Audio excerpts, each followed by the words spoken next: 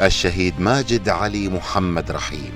ولد الشهيد ماجد علي محمد رحيم في عام 1960 ببغداد. أكمل دراسته الابتدائية والمتوسطة والإعدادية، وتخرج من كلية الهندسة التكنولوجية.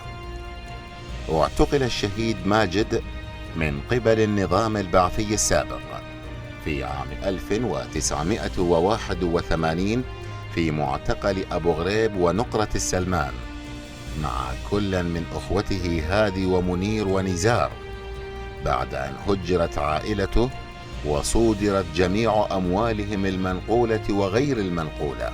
تعرض الشهيد ماجد في سجون النظام البعثي لأقسى أنواع التعذيب النفسي والجسدي.